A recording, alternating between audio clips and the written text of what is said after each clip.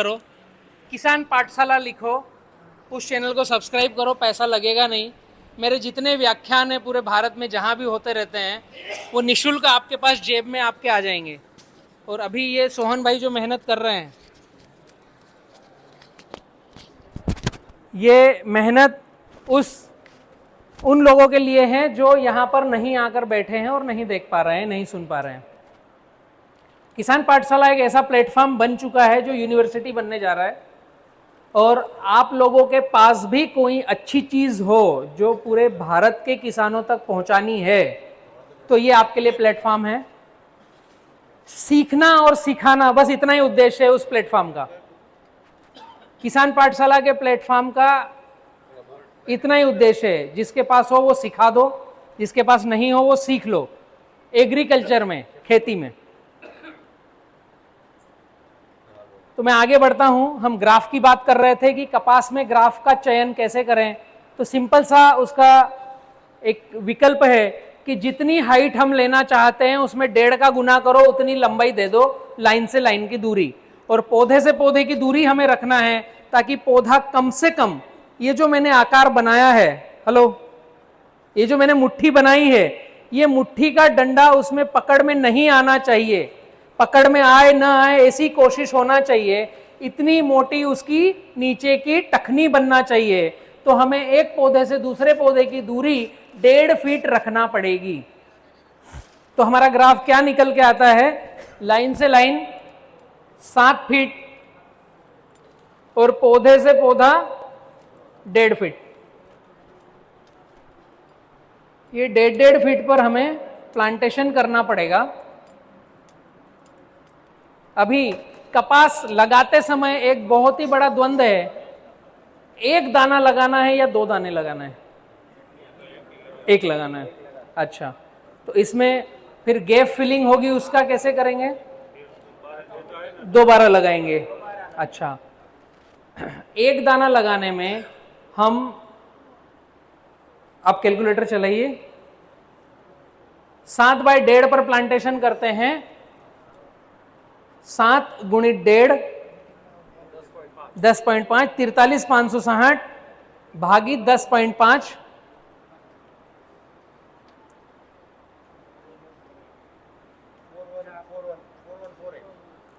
4,100 दाने लगेंगे हमारे।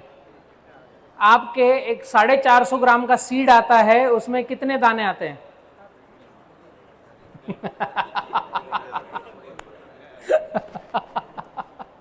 यार मैं कितना ध्यान रखूंगा, मैं केले का भी ध्यान रखूं, कपास का भी ध्यान रखूं, मिर्ची का भी ध्यान रखूं, पपीता का भी ध्यान रखूं, फिर सूरत जाऊंगा तो बोलेगा गन्ने का भी बताओ। आप लोग कपास लगा रहे हो, आपको इतना पता नहीं कि 450 ग्राम जो कपास आता है उसमें दाने कितने आते हैं? नहीं पता? चलो उल्टा थ्योरी करते हैं। अब 5/1.5 पर लगा रहे हो तो 1 एकड़ में कितनी थैलियां लगाते हो? 2 थैली। 2 थैली आएगी 5/1.25 पे लगाने पे। तो 5/1 पर आपके कितने सीड लग रहे थे? 8,000। हेलो, 8,800, 700 और 2 थैली लग रही है तो उसका आधा कर दो, 4,400। ठीक है। अब आज के बाद कोई पूछे तो बता देना कि एक 400 ग्राम 450 ग्राम में इतने दाने आते हैं। या एक आध थैली को लेकर घर पे गिन लेना, मुझे भी मैसेज कर देना भैया इतने दाने आते हैं। हमें पता कैसे चलेगा सीड कितना लेना है? अभी इससे बड़ी हिट क्या होगी यार? हम हर साल कपास लगा रहे हैं और अंदाजन थैलियां लेके आते हैं, या तो 2 थैली बच जाती है या इमरजेंसी में दोपहर बाद लेने भागते हैं, 2 थैली कपास घट गया। है ना बड़ा कंफ्यूजन। हम जैसा किसान कहीं मिलेगा बताओ? हम मतलब आपको भी मैंने शामिल कर लिया मेरे साथ में, हम। चलो आगे बढ़ते हैं। तो 4,100 मतलब आपको इसमें 1 थैली कपास की लगेगी। ठीक है। 7/1.5 में 1 एकड़ में 1-450 ग्राम कपास की थैली लगेगी, सिंगल दाने लगाओगे तो। और गैप फिलिंग नहीं करना है, एक साथ चलाना है, तो मेरी समझ में आता है मैं मेरे खेत में 2 दाने एक साथ लगाता हूं।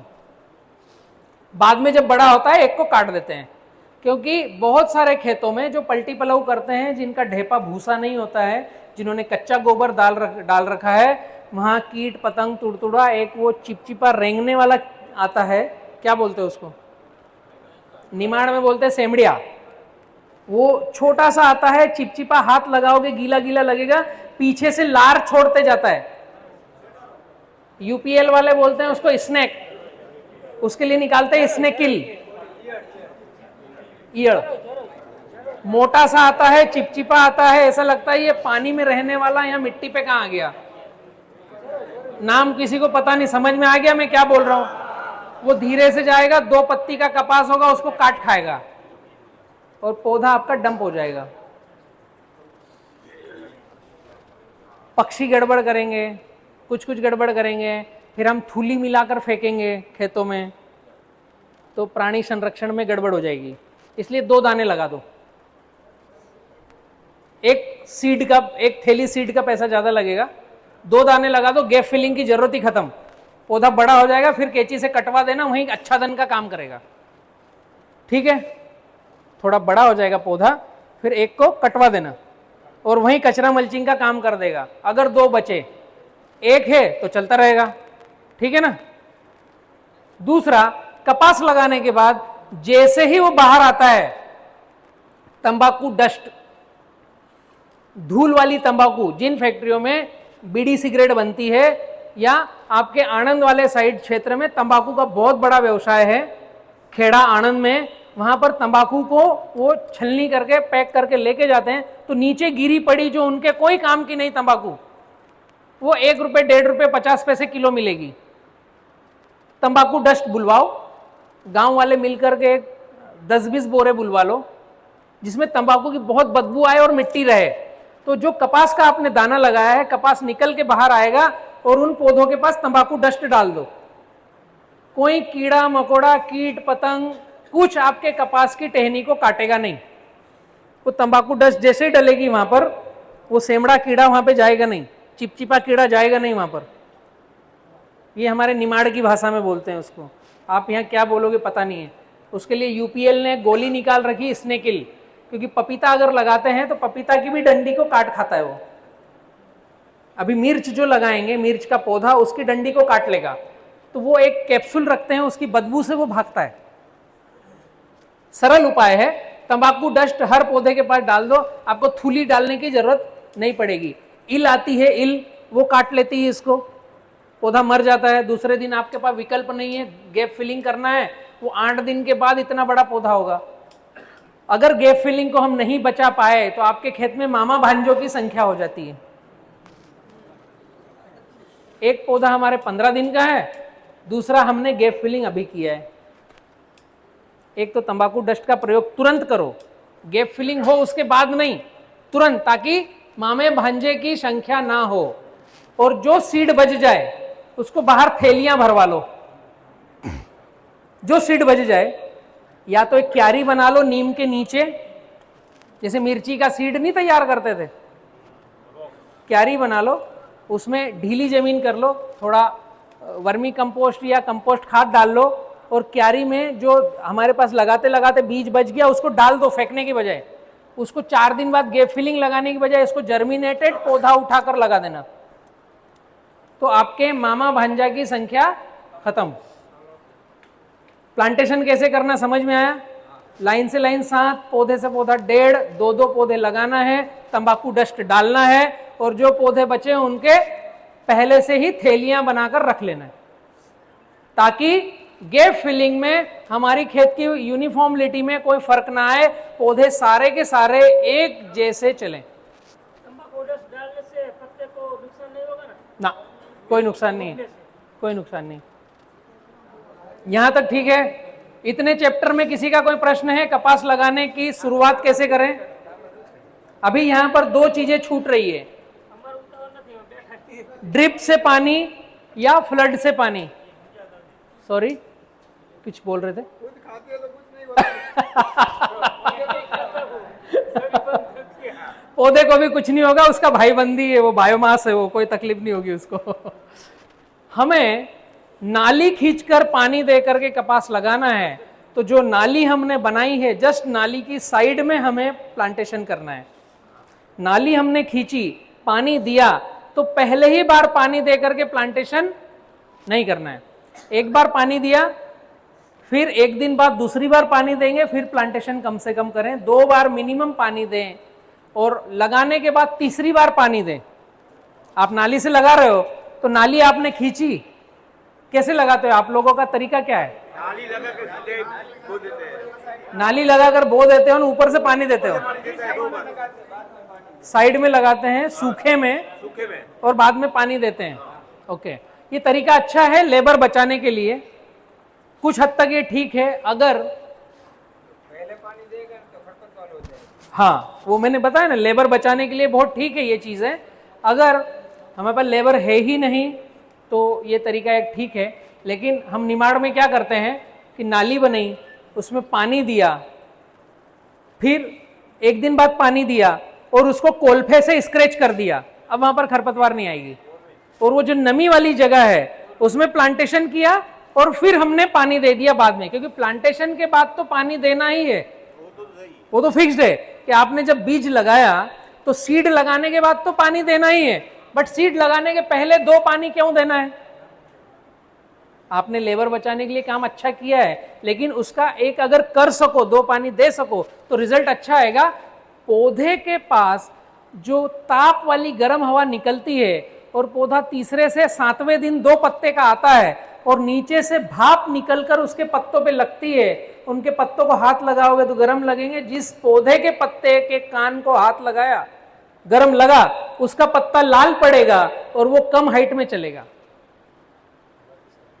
इसलिए अगर 2 बार पानी दे करके आप उसको एक बार बखर निकाल दो, आपकी जो नाली है, ट्रैक्टर से भी किया जा सकता है, पानी दिया, फिर एक दिन बाद पानी दिया, तो वो जो 2 बार पानी दिया वो अंदर गया, अच्छे से गया, और उस जगह से गर्म भाप जो 2 दिन में निकलना थी निकल गई। अब उसके ऊपर एक बार कल्टी चला दिया, वो ढीली हो गई जगह, वापस है नाली ही, बट उसमें जो खरपतवार के बीज अंकुरण हो रहे थे वो रुक गए। अब आपको सीड लगा करके फिर से पानी देना है तीसरी बार, तो अब जो आपका अंकुरण होगा इसमें खरपतवार नहीं आएगा, और जो 5 से 7% पूरे खेत में पीले और गुलाबी और लाल पत्ते बन करके जो पौधे धीमे चलते हैं उनकी संख्या 0 हो जाएगी। ये चीज आपको बेनिफिट देगी और पौधा स्पीडली चलने लगेगा। इसलिए हमें पानी देना है 1 से 2 बार पहले। क्या हुआ? नहीं, ये मेरा बताने का काम है, नहीं कर पाओ तो आप 7% गैप फिलिंग रखो। हाँ हाँ, ये मैंने फ्लड का बताया। हाँ, पानी कम पड़ता है तो हम फिर ड्रिप्स पे शिफ्ट हो, और ड्रिप इरिगेशन में हमने आज पानी चला दिया, एक दिन रेस्ट दो, फिर पानी चला दो, और फिर प्लांटेशन करके फिर पानी चलाओ, फिर वो जैसे आपको रेगुलेटरी में लाना है। पानी देने के बाद एक बार गैप देनी है, फिर पानी देना है, ड्रिप से हो या फ्लड से हो। तो जो गर्म ताप है उसका कारण ये है कि हमने पलटी पलव किया, पलटी पलव किया, गर्म हवा अंदर गई, सारी मिट्टी को हमने गर्म कर दिया है, हवा चली गई है, धूप चली गई है, ढेपे कड़क गर्म हो चुके हैं। अब हमने उसको कल्टीवेटर किया, रोटावेटर किया, और वो एक दूसरे के ऊपर रखे हुए ढेपे हैं। अभी कॉन्सेप्ट समझना, हमने जब पलटी पलव किया तो कड़क ढेपा था, हमने इसको रोटावेटर चला करके छोटा ढेपा कर दिया, इसको धूल नहीं बनाया, क्योंकि पीएच हमारा 7.5 से 8 है। जब हम पलटी पलव करते हैं तो कड़क ढेपा बनता है, और 8 दिन के बाद हम खेत में जाते हैं और उस मिट्टी पर चलते हैं, और वो ढेपा अगर नहीं टूटता है, हमारा पैर फिसलता है, इसका मतलब हमारे खेत का पीएच ज्यादा है। तो उसका विकल्प हमने क्या निकाला है, हमने और इंडस्ट्री वालों ने, कि किसान की सहूलियत हो जाए, उन ढेपों को तोड़ने के लिए रोटावेटर लॉन्च कर दिया। ट्रैक्टर, उसके पीछे रोटावेटर, ताकि आपको भुरभुरी जमीन दिखे। जो बड़ा ढेपा है जिसको फास्फोरस और कैल्शियम और माइक्रोन्यूट्रिएंट्स के ऊपर वो जो चिपक गया है, उसका सरफेक्टेंट चिपक गया है और उसने पीएच बढ़ा दिया है, तो वो उसके बड़े ढेपे की चिप्स होती, छोटी छोटी छोटी छोटी, भूसा धूला नहीं होता है, धूल धम्मस नहीं होता है। समझ में आ रहा है कॉन्सेप्ट? तो वो जो चिप्स चिप्स चिप्स है वो गर्म है और उससे गर्म वाप बाहर निकालना जरूरी है, इसलिए 1 से 2 पानी देना है। अगर फ्लड से 2 ड्रिप है तो पहले 1 से 2, एक दिन पानी चलाया, एक दिन बंद रखा, फिर एक दिन पानी चलाया, उसके बाद में प्लांटेशन किया, तो आपका कपास सेट अच्छा होगा और चल पड़ेगा अच्छे से, स्पीडली चलेगा। रुकेगा चलेगा ऐसा नहीं होगा, क्योंकि 40, 42, 45 डिग्री का टेम्परेचर और एक भी पौधे के पास छाता नहीं है क्या? हम केप लगा करके अंदर भी बैठे हैं, खेत में उस पौधे के पास छाता नहीं है। ऊपर से धूप लग रही है, उसके पैरों के पास धूप लग रही है जहां पानी है। अब वो नाली का आप खेत में अपना दिमाग लेकर जाओ, मैं जो बता रहा हूं उसको ध्यान खेत में रखो कि जो नाली है उस नाली में तो पानी है, लेकिन नाली के किनारे जहां पानी नहीं है, इधर कड़क धूप वाली मिट्टी और इधर पानी, ये जो बीच का बांध है, यहां से गर्म भाप निकल रही है। ये जो गर्म भाप है ये पत्ते को टच हो रही है, ये जो पत्ते को टच हो रही है इसका आकार विकार प्रकार सब बदल रहा है। हमें तय करना है हमें उत्पादन किस तरीके से अच्छे से लेना है, बिना पैसे खर्च किए, स्मार्ट वर्क करके। तो हम पानी 1-2 बार देंगे, उस जगह को थोड़ा सा लाइट करेंगे तो हमारे पौधे का उठाव बढ़ जाएगा। इसमें कोई रॉकेट साइंस नहीं है कि खाद आपने ज्यादा डाला, डिसीज फ्री हमारा पौधा चल पड़ेगा। बचपने में उसको दिक्कत नहीं आई तो आगे तकलीफ नहीं आएगी। हमने टीका किया ना, लगाया ना पोलियो का, तो ये उसके लिए टीकाकरण है।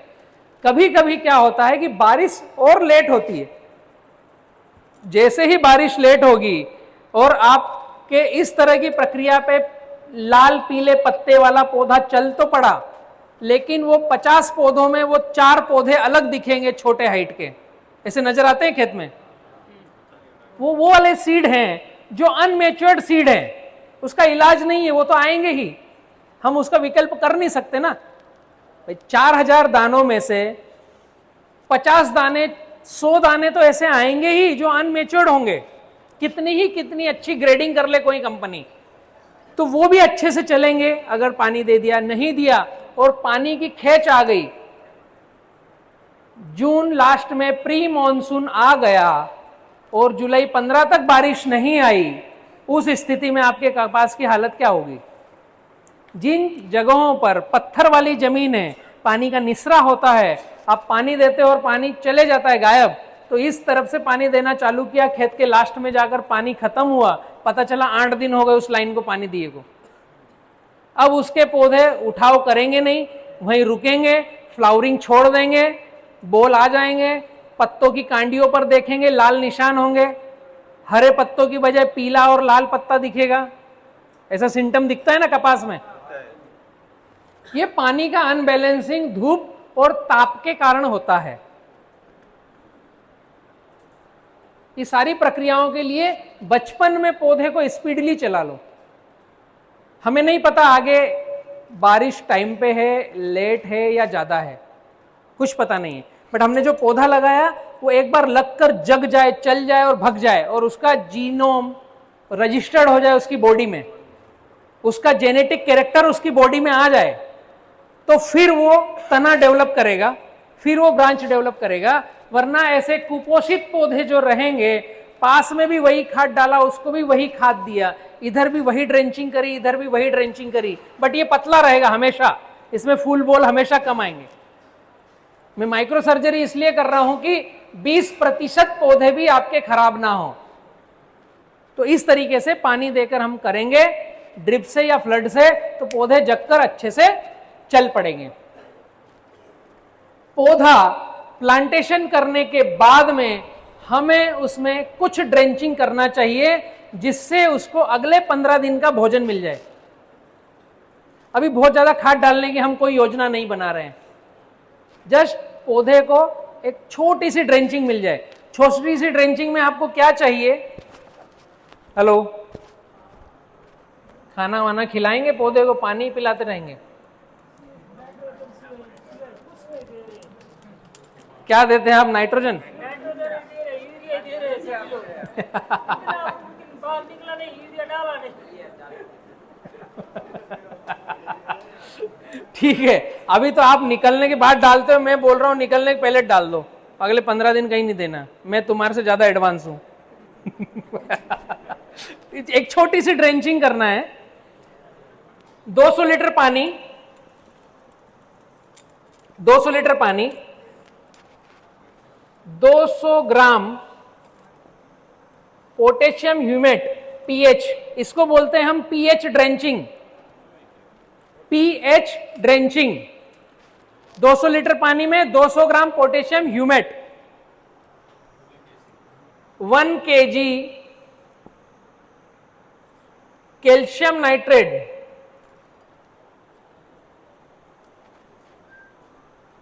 1 kg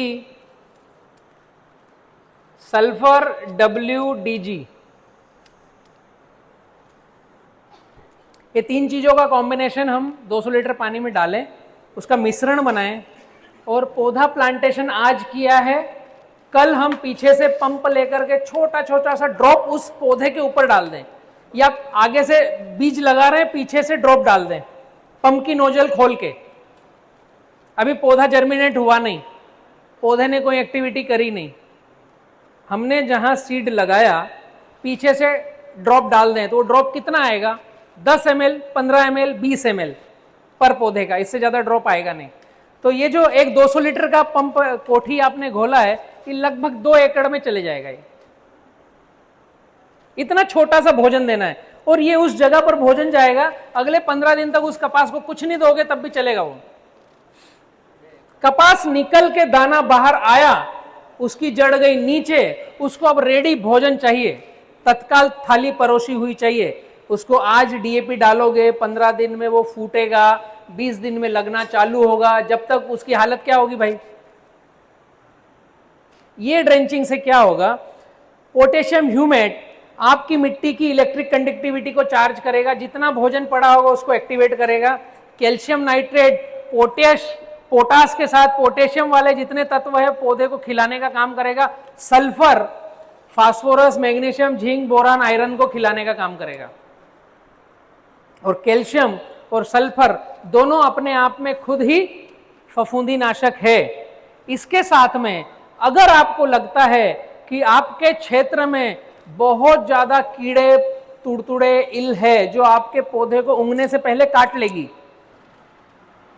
तो एक इसमें दवाई डाल दो जो हमारे पौधे को कीट पतंग काटने से बचाए। 100% प्रिकॉशन, पौधे का 15 दिन का भोजन और उसके ऊपर तंबाकू की चिमटी। अब आपका जितना पौधा है 100 का 100 पौधा जग कर चलेगा, एक भी गैप फिलिंग आएगी नहीं। और आपने जो 2-2 दाने लगाए हैं, हो सकता है कि 20 से 25 दिन, 1 महीने के बाद एक एक दाने को काटना पड़े। तो ये अच्छी बात है कि हमें लगाने की बजाय कम करना पड़े, ताकि हमारे पौधों में मामा भांजा नहीं दिखेगा, ओड इवन नहीं रहेगा और यूनिफॉर्मिलिटी कपास की रहेगी। ये प्लांटेशन का तरीका है। और कपास लगाने से लेकर शुरुआत का 1 महीना बहुत क्रूशियल है, उसको ध्यान देने का, खर्चा करने का नहीं, ध्यान देने का। फाइन ट्यून करना है, माइक्रो सर्जरी करना है, उसको जो चाहिए वो देना है। चाहिए कितना? थोड़ा सा। एक ड्रेंचिंग दिया, उसमें उसका काम हो गया अगले 15 दिन का। अब पौधा निकल के आया, 7 दिन का है, 2 पत्ते उसके तैयार हैं। जर्मिनेशन करा दिया पीछे वालों ने भी, हाँ। भाई बीज लगाया, 7 दिन का आगे ले आया हूं मैं, पानी वानी दे करके, एक ड्रेंचिंग करके। आपके पास भी आ गया 7 दिन का 2 पत्ते का। इसके आगे बढ़े, जैसे ही पौधा 2 पत्ते का आता है, हमें मिट्टी का स्प्रे करना है उसके ऊपर, जिसको बोलते हैं हम वीएम स्प्रे। हेलो, मिट्टी का स्प्रे करना है। ये मिट्टी का स्प्रे संपूर्ण तरीके से धूप से बचाएगा, पौधे को न्यूट्रिशन देगा, पौधे को सभी तरह का भोजन अवेलेबल कराएगा और पौधे को रोगों से लड़ने की क्षमता, हरे मच्छर, सफेद मच्छर, थ्रिप्स, ऑलराउंडर है मिट्टी का स्प्रे। कैसे करना है? 200 लीटर पानी, 20 किलो जंगल की मिट्टी, 200 ग्राम वाइसिनोमेटा, ये 3 चीज का कॉम्बिनेशन। 200 लीटर पानी, 20 किलो मिट्टी, 200 ग्राम वाइसिनोमेटा, 2 दिन तक ये घोल बनाकर रखना है। 24 से 36 घंटे रखना है। धूप में रखो, छांव में रखो, कहीं पर भी रखो, ऊपर कपड़ा ढक दो और इसमें एक लकड़ी डालना है प्लस बना करके। नीचे प्लस का निशान होना चाहिए। हमारे छाछ की मथनी में कैसे प्लस का निशान होता है ना, हम कोई भी स्प्रे बनाते हैं दवाई का घोल तो हम कैसा करते हैं, ऐसे गोल गोल हिलाते हैं। कोठी घोलने के लिए कैसा हिलाते हो? गोल गोल। दूसरा तरीका, वो 5 लीटर का ड्रम पानी ऊपर नीचे डालते हो। अब 200 लीटर की कोठी की हाइट कितनी है आपकी? 3.5 फीट की, यहां तक की आती ना, कमर तक की। अब आप लकड़ी से हिला रहे हो तो नीचे का पेंदा जो है वो नीचे हिलता है, बीच का बीच में हिलता है, ऊपर का ऊपर हिलता है। हमें पानी ऊपर नीचे करना है, इसलिए ये प्लस का निशान वाला लकड़ी चाहिए। ये जब आप लकड़ी उस ड्रम में अंदर डालोगे और उस पाइप को पकड़ के ऐसे ऊपर नीचे हिलाओगे, ऐसे गोल गोल नहीं हिलाना है, ऊपर नीचे हिलाना है। ऊपर नीचे हिलाओगे तो पूरा पानी ऊपर आता है, फिर नीचे जाता है, फिर ऊपर आता है, फिर नीचे जाता है। तो आपने जो 20 किलो मिट्टी घोली, या आप दुनिया का कोई सा भी स्प्रे घोलोगे तो पूरा 200 लीटर का पानी मिक्स होगा। तो मिट्टी का स्प्रे बनाने के लिए ये वाली लकड़ी चाहिए आपके पास। एक बांस या लकड़ी ली, नीचे 1-1 फीट का डंडा लगा दिया ऐसे प्लस में, उसको तार से बांध दिया, तो उसको ऊपर नीचे जब हिलाएंगे तो पूरा पानी हिलेगा। दिन में 2 से 3 बार इसको हिलाना है, क्योंकि मिट्टी नीचे बैठ जाती है। अब मिट्टी लेनी कहां की है, ये महत्वपूर्ण बात है। ये स्प्रे क्या काम करता है? आपका 7 दिन का जो पौधा है उसको इस कड़क धूप से बचाना है। मैंने एक प्रश्न पूछा था कि कपास लगा दिया है, उस पौधे के बाद छाता लेके कौन बैठा है?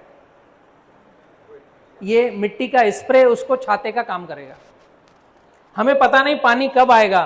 पौधा 1.5 फीट का होगा जब बारिश आएगी, 2.5 का होगा, 3 का होगा, कब बारिश आएगी नहीं पता है। ग्लोबल वार्मिंग के कारण प्लांटेशन के पहले अभी पलटी पलव की, धूप खिलाना है और बारिश आ गई है।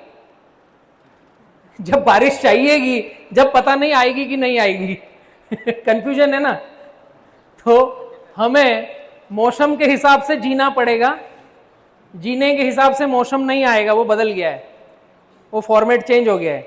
तो मिट्टी का स्प्रे पौधे की एक पतली सी लेयर बनाकर रखेगा, उसको डायरेक्ट सन बर्न नहीं होने देता है।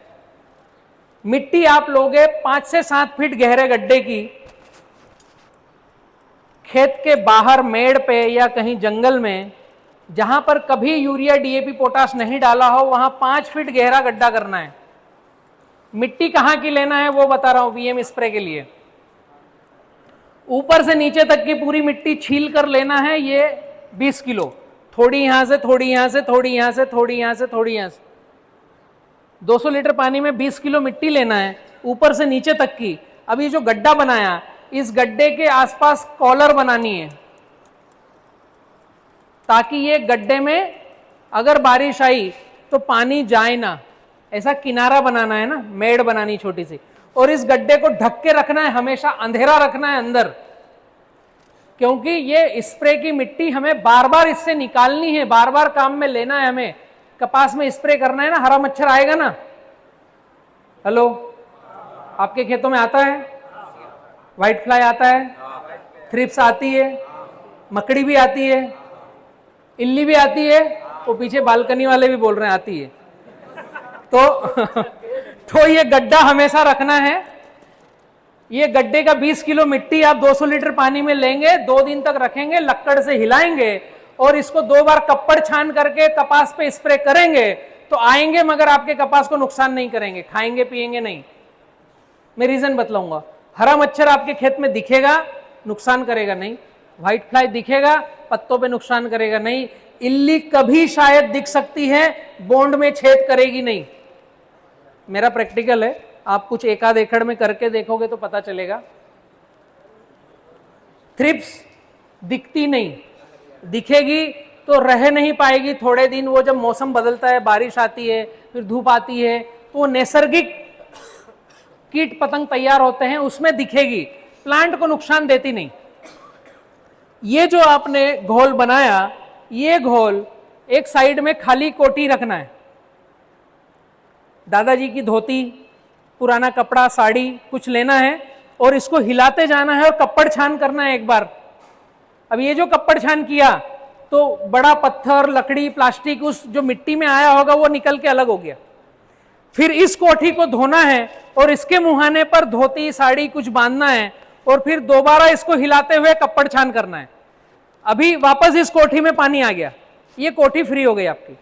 तो 2 बार कप्पड़ छान करोगे तो जो 20 किलो मिट्टी 200 लीटर पानी में 2 दिन तक घोल के रखी थी, वो एकदम चिकट क्ले के माफिक बन गई है। और कप्पड़ छान करने पर वो मटमेला पानी बचा है, मिट्टी, कंकर, पत्थर आपका छानने में बाहर हो गया है।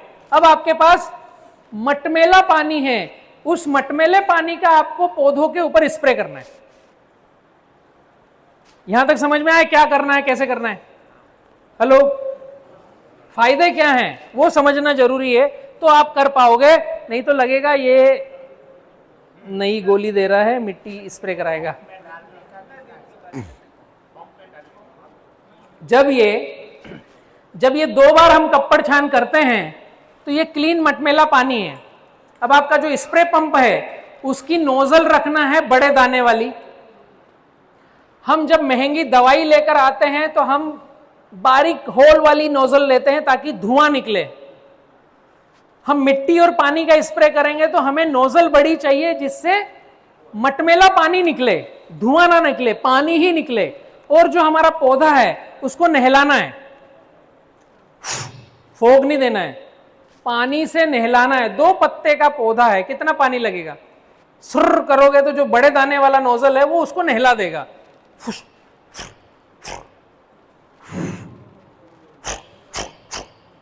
फर्क समझ में आ रहा है?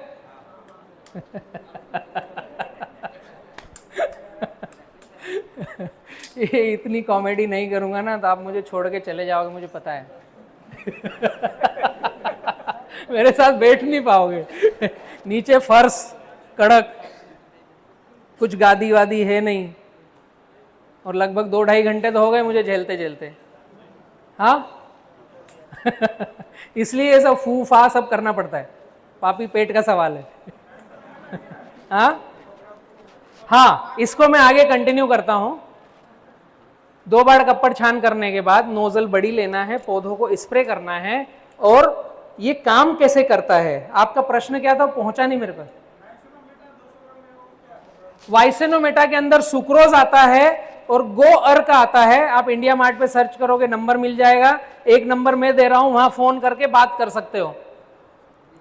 94-245 38-222, इसमें आता है सुक्रोज और गो अर्क। 94-245 38-222, यहां पर फोन करोगे आपके पास होम डिलीवरी आएगा, कहीं दुकान पर मिलता नहीं। अभी वाइसेनोमेटा के अंदर गो अर्क कैसा पैदा होता है, क्या वो काम करता है, सुक्रोज ही क्यों चाहिए? किसी भी प्लांट को कॉन्सेप्ट समझना इसका, ये अब करना कैसे, ये आ गया ना। अब मैं कॉन्सेप्ट बताता हूं कि करता कैसे है। किसी भी पेड़ पौधे को चाहिए क्या श्वास लेने के लिए? पेड़ पौधे को चाहिए कार्बन डाइऑक्साइड, हम इंसानों को चाहिए ऑक्सीजन। पानी में जैसे ही सुक्रोज जाता है वो कार्बन डाइऑक्साइड छोड़ता है। तो किसी भी पेड़ पौधे के ऊपर सुक्रोज वाला पानी हम स्प्रे करते हैं तो उसके रोम छिद्र अच्छे तरीके से खुलते हैं, श्वसन क्रिया बढ़िया होती है, वो हेल्दी चलता है। कोरोना में हमें ऑक्सीजन मास्क लगाया था, दूसरी दवाई गोली काम कम कर रही थी, हमें प्योर ऑक्सीजन दिया जा रहा था, वो ज्यादा हेल्दीनेस में काम हो रहा था। तो सुक्रोज किसी भी पानी में डलता है तो कार्बन डाइऑक्साइड छोड़ता है, और कार्बन डाइऑक्साइड वाला पानी हम पौधे के पत्ते के ऊपर स्प्रे करते हैं तो उसके सारे रोम छिद्र अच्छे से श्वसन क्रिया करते हैं और फोटोसिंथेसिस में वो भोजन अच्छा बनाते हैं। पहला काम सुक्रोज का। दूसरा काम सुक्रोज का, खुद मीठा है और क्लोरोफिल को बढ़ावा देने में काम करता है। तो किसी भी प्लांट के पत्ते के ऊपर क्या आता है? क्लोरोफिल, हरा हरा जो आता है वो क्लोरोफिल आता है। तो क्लोरोफिल को बढ़ाने में, स्ट्रोंग रखने में, उसके भोजन की आपूर्ति करने में सुक्रोज का योगदान है। तो जब फोटोसिंथेसिस होता है और पत्ते को जो नीचे से भोजन उठाया उसको क्लोरोफिल के माध्यम से फोटोसिंथेसिस करके भोजन बनाकर पचाकर वापस तने को मोटा करना, नया पत्ता निकालना, इसमें सुक्रोज का क्लोरोफिल पे योगदान है। और क्लोरोफिल ज्यादा से ज्यादा सूर्य की रोशनी सोख करके पत्तों की डिजाइन को बड़ा करता है। यहां तक हुआ सुक्रोज का काम। सुक्रोज अपने आप में खुद ही भोजन है। दुनिया का, वर्ल्ड में किसी भी टिश्यू कल्चर लैब में अगर देखेंगे जहां पौधे तैयार किए जाते हैं बिना बीज के, हेलो, एक तो पौधा तैयार होता है सीड का, कि थैली में हमने सीड लगाया और पौधा जर्मिनेशन हो गया। एक पौधा तैयार होता है लेबोरेटरी में बिना सीड का, क्योंकि किसी पौधे का हमने एक टहनी तोड़ लिया, उसको बोलते हैं टिश्यू, उसको बोतल में रखा। तो वर्ल्ड में एकमात्र प्रोडक्ट ऐसा है सुक्रोज, जो हम बोतल में रखेंगे सुक्रोज, उसमें किसी भी पौधे की टहनी, पत्ती, छाल रखेंगे, उसको 28 दिन तक इन्वायरमेंट प्रोटेक्टेड वातावरण में रखेंगे, बोतल का ढक्कन बंद करके, 12 घंटे लाइट देंगे, 12 घंटे छांव देंगे, तो वो अपनी प्रजाति के नए पौधों की टहनियां पैदा करता है 28 दिन में। तो वर्ल्ड में एकमात्र प्रोडक्ट ऐसा है सुक्रोज, जिससे टिश्यू कल्चर की टेक्निक से पौधे तैयार किए जाते हैं। इसका मतलब यह निकलता है कि सुक्रोज एकमात्र ऐसा तत्व है जो पौधे की चमड़ी पर, छाल पर, स्किन पर, पत्ते पर, रोए पर कहीं भी लगेगा तो अंदर जाएगा और भोजन का काम करेगा। जैसे यूरिया, डीएपी, पोटास हम किसी भी पौधे पर स्प्रे नहीं कर सकते एक लिमिट से ज्यादा मात्रा में। 200 लीटर में हम 500 ग्राम 1 किलो 19-19 डाल सकते हैं, वो भी कब? जब पौधा बड़ा हो। छोटे बच्चे को आप यूरिया, डीएपी, पोटास का स्प्रे नहीं कर सकते। 1 लीटर 1 ग्राम। तो सुक्रोज एकमात्र रेडी फूड है किसी भी प्लांट का, नॉट कॉटन, किसी भी प्लांट का सुक्रोज एकमात्र भोजन है। इसके साथ में कॉम्बिनेशन आता है गो अर्क का। आप में से किसी के पास गाय है? बहुत सारों के पास है, बहुत अच्छा है। देसी गाय जो ब्याही नहीं है, बड़ी हो गई है, बछड़ी, सुबह संध्या काल का उसका गोमूत्र लीजिए, कांच की बोतल में डालिए, ऊपर ढक्कन भी क्लीन होना चाहिए, पारदर्शी सफेद ढक्कन ले लो। उस गोमूत्र को अपनी छत के ऊपर धूप में रखो। पूरे वर्ल्ड में एकमात्र तत्व ऐसा है जो सूर्य की रोशनी को सोखता है, वो है देसी गाय का गोमूत्र। आप प्रैक्टिकल करके खुद देखेंगे तो धूप में जब रखते हैं, तो जब हमने गोमूत्र रखा तो वो पतला था, हमने हाथ लगा के भी देखा तो पतला है, लेकिन 40 दिन, 45 दिन, 60 दिन, 90 दिन जब वो धूप में रहेगा तो वो हनी के तरह से, शहद के तरीके से गाढ़ा होना चालू होगा। ये खुद अपने घर पे प्रैक्टिकल करके देखो। जब इस तरह का गाढ़ा गोमूत्र जिसने सूर्य की रोशनी को सोख रखा है, इसमें एक और साइंस है, काफी सारे वैज्ञानिकों ने साइंस निकाला है, इसमें कलर अलग अलग बोतलें रखते हैं तो अलग अलग ये काम करता है। सूर्य की रोशनी में 7 रंग है, हमने बचपन में पढ़ा है, बेजानी, हैप्पी, नाला, बैंगनी, जामुनी, 7 कलर है ना। इंद्रधनुष के 9 कलर है। अभी वो जितने कलर है उतने तरह की बोतलें अलग अलग रखेंगे तो वो बोतलों का अलग अलग प्रभाव आता है, उस गोमूत्र का अलग अलग रिजल्ट आता है। बट हम जो वाइसेनोमेटा में गो अर्क बना रहे हैं वो इस तरीके से क्लीन, सूर्य की रोशनी को थिक किया हुआ जो गोमूत्र है उसको फर्मेंटेशन करते हैं। वो जो गाढ़ा गोमूत्र है उसको बॉईल किया जाता है, उसकी भाप जो निकलती है, अभी गुजरात में बोलूंगा तो गलत हो जाएगा, देसी दारू बनाने का तरीका, यहाँ तो बंद है ना, आप सुनो मत।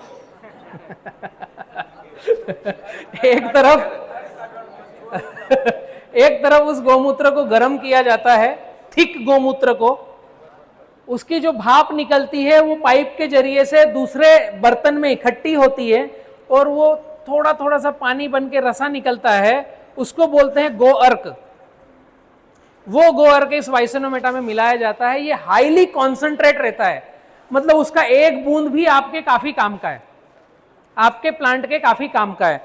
तो जो वाइसेनोमेटा है उसके अंदर गो अर्क और सुक्रोज है, वर्ल्ड में कहीं मिलेगा नहीं, केवल इसी नंबर पे मिलेगा। अभी हम किसी मित्र को, भाई को, बहन को अगर घाट पे छोड़ के आते हैं और घर आते हैं तो दादी क्या बोलती है, गोमूत्र के छींटे मार लो। ये साइंस है, मजाक है ही नहीं, कुछ भी साइंस है ये। इसका कारण क्या था कि अगर आपके वहां घाट पे से घर आने पर नेगेटिव ऊर्जा आई है तो वो घर के अंदर ना जाए, बाहर निकल जाए। एक और साइंस बतलाता हूं मैं यूज करता हूं आईफोन, वो जो अभी रिकॉर्डिंग बन रहा है ना, ये आईफोन का कवर है और इसके पीछे ये गाय के गोबर की चिप है। चिप इन द सेंस कि एक कपड़ा है, इस कपड़े को हमने गाय के गोबर में, देसी गाय के गोबर में लेपित कर लिया है। देखो हाथ लगा के पता चलेगा। और ये मेरे फोन के पीछे में रखता हूं। इससे जो वाइब्रेशन, गलत नेगेटिव वाइब्रेशन आते हैं वो मेरे कान को, मेरे दिमाग को गड़बड़ी ना करें।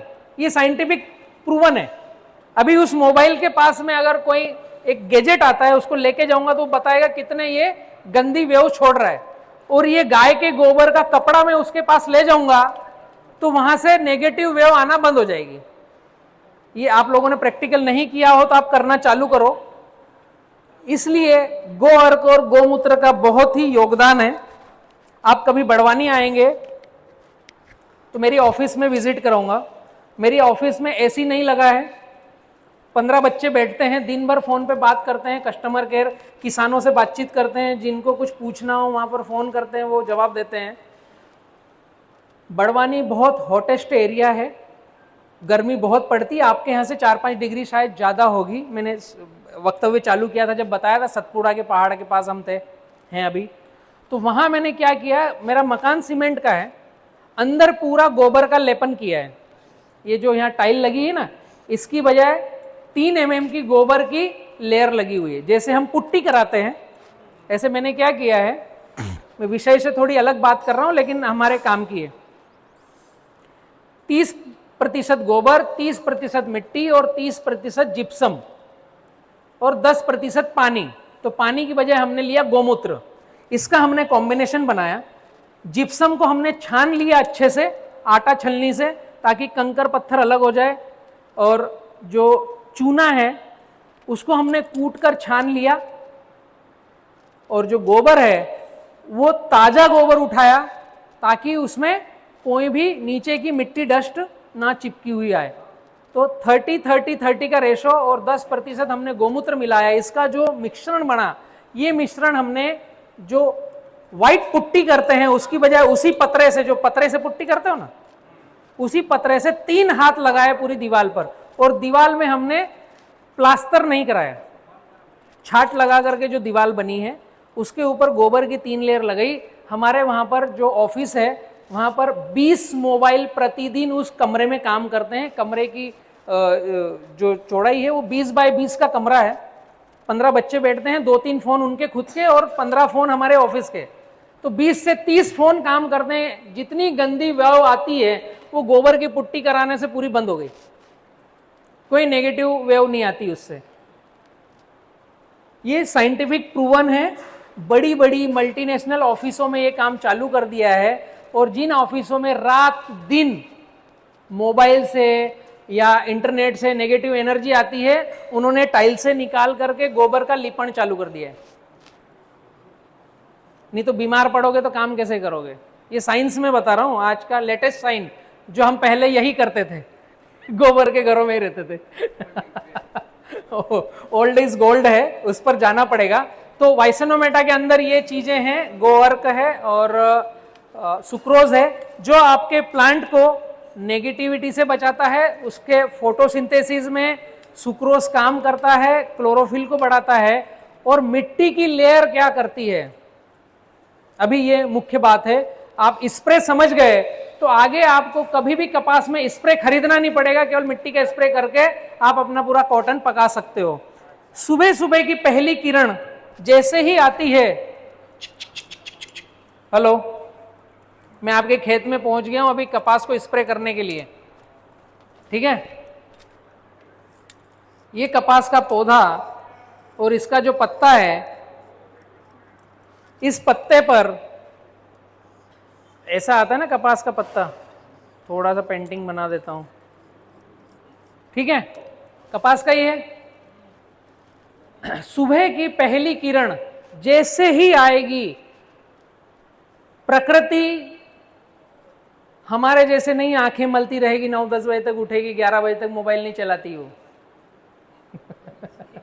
सूर्य की पहली किरण आती है, वो उठती है, पत्ते अपने रोम को खोलते हैं और यहां से छोटा सा चिपचिपा पदार्थ निकलता है। अगर आप माइक्रो सर्जरी करोगे, उस पत्ते को देखोगे दूरबीन से, उस ग्लास से देखोगे, तो सुबह सुबह जैसे ही उसके ऊपर धूप आई, लाइट आ गया, सूर्य भगवान आ गए, लाइट धीमे धीमे आ रहा है, लालिमा छाई है, और उस समय पत्ता अपने रोम को खोलता है और हल्का सा चिपचिपा पदार्थ निकालता है। यहां पर दाने दाने बनेंगे, अगर आप उस लेंस से देखोगे, ये दाने उसका प्रोटीन है जो व्हाइट फ्लाई, हरा मच्छर, थ्रिप्स को इनवाइट करता है कि आओ मुझे खाओ। हरा मच्छर, व्हाइट फ्लाई, थ्रिप्स शाकाहारी है, उसको एक तो क्लोरोफिल चाहिए, दूसरा ये पत्ता जो अपने रोम छिद्रों से प्रोटीन निकालता है ये चाहिए। तो जैसे ही सुबह की पहली किरण में ये बाहर आता है, वैसे ही प्रकृति में एक हल्की सी खुशबू फैलती है, और खुशबू फैलती है तो हरा मच्छर, व्हाइट फ्लाई, थ्रिप्स से इस पत्ते के ऊपर जाकर बैठता है, इस प्रोटीन को चट करने लगता है, धीरे धीरे इसके साथ उसकी चमड़ी को खाने लगता है। इल्ली होगी तो इस प्रोटीन के साथ उसकी छाल को भी खाएगी, तो सब्जी भी मिल गई, रोटी भी मिल गई इल्ली को। और जो हरा मच्छर है, जो व्हाइट फ्लाई है, इसके रोम छिद्रों का जो प्रोटीन निकलता है, इसको शक करता है, इसको चूसता है, वो उसका भोजन है।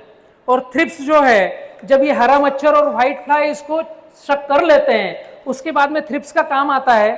थ्रिप्स छोटा सा कत्थई कलर का, ऐसे 2 कान वाला, कान बोलो, नाक बोलो, दांत बोलो, मुंह बोलो, इन दोनों दांतों से चमड़ी को छीलता है, ऊपर की एक हल्की सी लेयर को हटाता है और अंदर के क्लोरोफिल को खाता है थ्रिप्स। हम अगर उससे बड़े लेंस से देखेंगे तो दिखेगा, वरना बहुत ध्यान से ऐसा करके देखोगे तो हल्का सा कोई कत्थई कलर का भागता दिखेगा कुछ। थ्रिप्स बहुत छोटा आता है, और ये सारे काम करते हैं सुबह की पहली किरण से 9 बजे के पहले पहले तक, ज्यादा धूप बढ़ने के पहले पहले। फिर ये जाएंगे पत्तों के नीचे, 10, 11, 12 बजे इनका कोई काम नहीं है पत्ते के ऊपर। तो एक तो हमें स्प्रे करने का टाइम जितना अर्ली ले सकें उतना अच्छा। दोपहर बाद करने का कोई तुक नहीं है, दोपहर को करने का कोई तुक नहीं है, या तो फिर लेट करो सूर्यास्त होने के टाइम में कि वो पत्ते के नीचे से निकल के वापस ऊपर आ रहे हो, या सवेरे सवेरे जो सब पत्ते के ऊपर मिलेंगे। तो जब आप सुबह की पहली किरण के साथ ये पत्ता चिपचिपा पदार्थ बाहर दे रहा है, उस समय आपने मिट्टी का स्प्रे इस पत्ते के ऊपर किया। हेलो, अभी काम समझना कैसे काम होगा पत्तों पर। ये मिट्टी का स्प्रे आपने 2 बार कप्पड़ छान किया है, लेकिन मटमेला पानी दिख रहा है ना, मटमेला पानी, क्लीन पानी नहीं है, मटमेला पानी दिख रहा है हमें साधारण आंखों से। हमारी आंख का साइज क्या है, कम से कम आधा इंच बाय आधा इंच का। अभी ये स्प्रे हमने इस पत्ते पर नहलाया, यहां पर थ्रिप्स का साइज क्या है, बहुत छोटा, माइक्रो साइज है उसका। मेरे नाखून पर हजारों थ्रिप्स आ सकती है, मेरे एक नाखून पर इतना छोटा थ्रिप्स है। तो उस छोटे थ्रिप्स की आंख कितनी छोटी होगी। हेलो, आंख तो है उसकी, वो कितनी छोटी होगी। और हमने ये मिट्टी का पानी इस पत्ते पर जो स्प्रे किया है, तो ये जो रोम छिद्र में से चिपचिपा पदार्थ आया, इसमें वो मिट्टी एक तो मिल गई, पत्ते पर हल्की सी लेयर आ गई मिट्टी की। अब हरा मच्छर, व्हाइट फ्लाई, थ्रिप्स इसके ऊपर जाकर बैठेगा तो हरे मच्छर की आंख कितनी छोटी है और उसको ये मटमेले पानी की बूंद कैसे दिखेगी, आप इमेजिन करो। जैसे हम किसी एक मटमेले डबरे के पास बैठे हैं, ऐसे हरा मच्छर उस पत्ते के ऊपर बैठेगा तो कीचड़ वाला डबरा उसको फील होता है और उसको समझ में आता है कि मेरे खाने की जगह नहीं है। प्रकृति में हरा मच्छर, व्हाइट फ्लाई, थ्रिप्स मिट्टी को खाता नहीं, वो शाकाहारी है, वो पत्ते को खाता है, पत्ते को छीलता है, उसका प्रोटीन जो निकलता है उसमें अब आपके मिट्टी का तत्व मिल गया। ये जो दाने हैं इन दानों में मिट्टी मिल गई, ये चिपचिपा प्रोटीन है, इसको हरा मच्छर खाता नहीं। 90% से ज्यादा रस चूसक कीट पतंग ऐसे हैं जिनमें आंत होती नहीं। अगर भूख से ज्यादा व्याकुल है हरा मच्छर और इस मिट्टी वाली प्रोटीन को खाएगा तो मिट्टी उसकी आंत पचाती नहीं, तो उसने एक बार जो खा लिया उसके बाद भूख लगेगी नहीं, और भूख लगेगी नहीं तो वो या तो आउट होगा या बाहर जाकर के उल्टी करेगा और दूसरे खेत में बैठेगा। कॉमन सेंस है, आपकी थाली में खाना परोसा हुआ है, उसके ऊपर मिट्टी लाके डाल दी, आप खाओगे? प्रकृति है, वो भी खाती नहीं। तो आप जब मिट्टी का स्प्रे करते हो तो आपको दिखते हैं तुड़तुड़ा, महुआ, मक्खी, मच्छर, नुकसान होता नहीं, पहला। दूसरा, ये जो आपने 5 फीट गहरे गड्ढे से मिट्टी निकाली है, इसमें है न्यूट्रिशन का महासागर। ये मिट्टी कहाँ की चाहिए? जंगल की, जहां पर आपका कभी भी डीएपी, यूरिया, पोटास नहीं डला हो, कभी कल्टीवेटर नहीं चलाया हो, उस जगह 5 फीट गहरा गड्ढा करना है, ऊपर से नीचे तक की मिट्टी निकालना है और उसका घोल बना करके उसका स्प्रे करना है। तो ऊपर की लेयर है 1.5 फीट की, जो हमारी पृथ्वी है, इसके ऊपर 1.5 फीट और इसके नीचे 1.5 फीट की लेयर जो है ये 3 फीट है। ये बैक्टीरियल कॉलोनी है, ये इकोसिस्टम है। पृथ्वी के ऊपर 1.5 फीट, पृथ्वी के नीचे 1.5 फीट का बैक्टीरिया का महासागर है। और हमें पौधे को न्यूट्रिशन अवेलेबल कराना है तो बैक्टीरिया से भी होते हैं। मिट्टी में जैसे जड़ जाती है, अभी पौधा आपका 7 दिन का है, 7 दिन का पौधा रेडी फूड मांगता है, उसको तत्काल भोजन चाहिए, उसको चलने के लिए, घूमने के लिए, फिरने के लिए, नई रूट को डेवलप करने के लिए। तो आपने जो वो मिट्टी में बैक्टीरिया का महासागर है उसको उठाया, पानी में गलाया। बैक्टीरिया को भी सुक्रोज चाहिए, मिठास चाहिए डेवलप्ड होने के लिए। तो यहां जो आपने 20 किलो मिट्टी डाली, ये अनंत अनंत बैक्टीरिया का महासागर डेवलप होकर के इन पत्तों के ऊपर जाएगा और इन रोम छिद्रों के द्वारा अंदर जाता है। आपने अभी सुना है ना नैनो यूरिया? हेलो 50 किलो की बोरी के बदले 1 लीटर का नैनो यूरिया वही काम करता है, ऐसा सुना है ना हमने? तो ये जो इस मिट्टी से बैक्टीरिया का महासागर आपका सुक्रोज के साथ कन्वर्ट होगा, तो ये नैनो का बाप है। ये इस रोम छिद्र के द्वारा अंदर जाता है और पौधे के लिए भोजन का काम करता है और पौधे को अलग से भोजन देने की आवश्यकता पड़ती नहीं। जब अनटच जमीन में से 1.5 फीट में बैक्टीरिया का महासागर लिया, उसके बाद में नीचे नीचे आप जाते जाओगे तो आप देखोगे कि केचुआ, कीट, पतंग, कीड़ा मकोड़ा सब नीचे कुछ न कुछ मिलेगा मिट्टी में। जिस जमीन को कभी कल्टीवेट नहीं किया है उस जमीन में सभी तरह की एक्टिविटीज होती है। एक तो होते हैं एक दूसरे को खाने वाले, एक होते हैं मिट्टी खाने वाले, एक होते हैं जो खरपतवार पेड़ पौधे उगे हुए हैं उनकी ऊपर की जड़ें ऊपर की टहनियां सूखती है तो नीचे जड़ें रहती है। कॉन्सेप्ट में समझाता हूं पूरा। आप मिट्टी का स्प्रे जीवन भर भूल नहीं पाओगे और दुकान पर जीवन भर कभी जा नहीं पाओगे अगर ये समझ में आ गई बात। मैंने बोला ऐसी जमीन की मिट्टी लेना है जहां कभी कल्टीवेटर नहीं किया हो, तो हर साल बारिश होती है तो कुछ न कुछ जमीन से उगता है। ये जो भी उगा, ये अगर 2 फीट की हाइट पे आया, कोई सा भी खरपतवार पेड़ पौधा, तो उसकी 1 फीट की जड़ जाती है। जितना बड़ा पौधा है कम से कम आधा उसका रूट जाता है। और यहां पर कभी कल्टीवेशन नहीं किया तो ये घास सूख कर यहीं की यहीं बैठ जाती है, घास यहीं पर बैठ जाती है। ये जो घास बैठती है इस पर जब पानी गिरता है तो ये घास गलती है तो लाल पानी बनकर अंदर जाती है। और जिस मिट्टी में ये लाल पानी, ये खरपतवार गल करके लाल पानी नीचे जाएगा तो वहां देसी केचुआ उस मिट्टी को खाता है।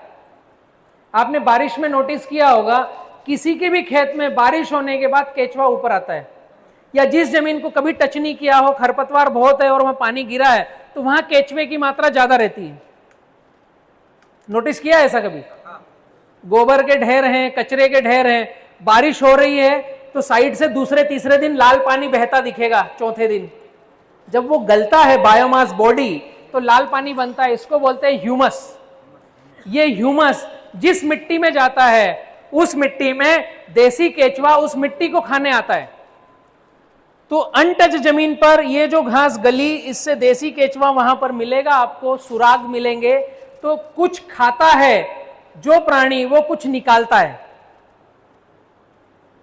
देसी केचुए ने ह्यूमस वाली मिट्टी को खाया तो पीछे चिपचिपी लार निकाली, पीछे मिट्टी निकाली। वही मिट्टी हम इस 200 लीटर पानी में सुक्रोज के साथ घोलकर एक्टिवेट कर रहे हैं और वो भोजन हमारे पौधे को दे रहे हैं।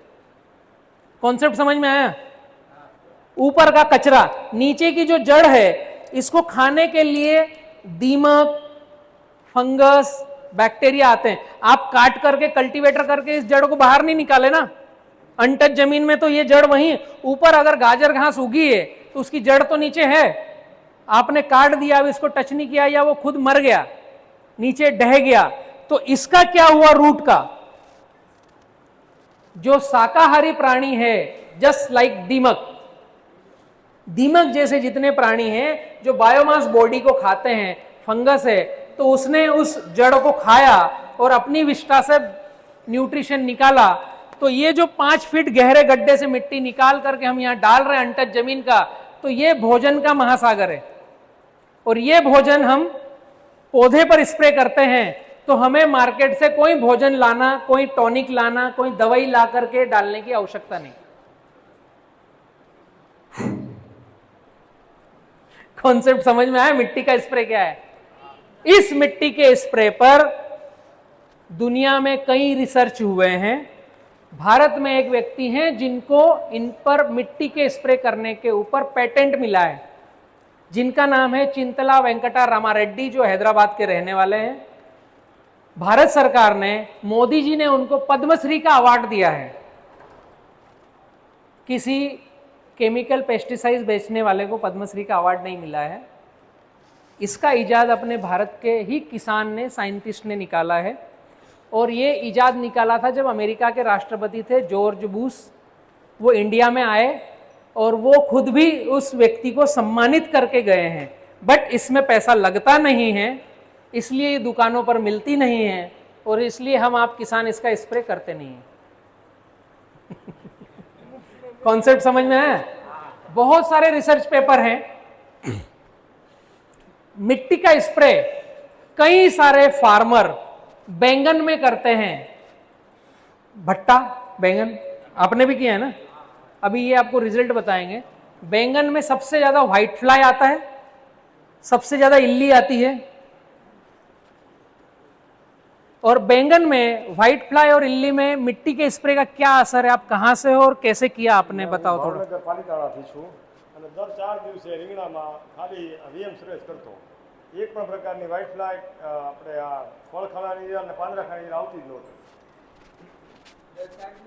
દર 4 દિવસે. सिंपल सी बात मैंने बताई। इसके लिए 2000 रुपये 65 ml की डब्बी जो 200 लीटर पानी में डलेगी, 1750 रुपए की इल्ली भगाने वाली। नाम लेने की जरूरत नहीं, समझ रहे हो आप लोग? हाँ, मिट्टी आपके खेत के बाहर है। तो ये छोटा सा विकल्प वीएम स्प्रे। अभी हम कपास में वापस आते हैं। कॉन्सेप्ट समझ में आया? मिट्टी का स्प्रे है जादू, करोगे तो मजा आएगा, पैसे लगेंगे नहीं, फसल टन टनाट रहेगी। अभी हमने प्लांटेशन किया, 2 बार पानी देकर बीज लगाया, तीसरी बार पानी दिया, उसमें हमने पीएच ड्रेंचिंग करी, potassium humate, calcium nitrate, sulphur की, उसमें तंबाकू डस्ट डाला, 2 से 7 दिन का पौधा हुआ, 2 पत्ते का हुआ, हमने वीएम स्प्रे किया, यहां तक पहुंच गए अभी हम 7 दिन का पौधा कर दिया है। 200 लीटर पानी बनाया, पंप में कितना ले? पंप में पूरा ही लेना है, पूरा ही लेना है, 15 लीटर जो घोल बना है वही का वही लेना है और उसी को स्प्रे करना है, बट 2 बार कप्पड़ छान करना है। अभी मेरा कपास का पौधा 7 दिन से ऊपर का हो गया है, अभी मैं दुकान के पास गया नहीं हूं, ठीक है, सल्फर कैल्शियम लेने के लिए गया था मैं, वो खाद का एक प्रारूप है।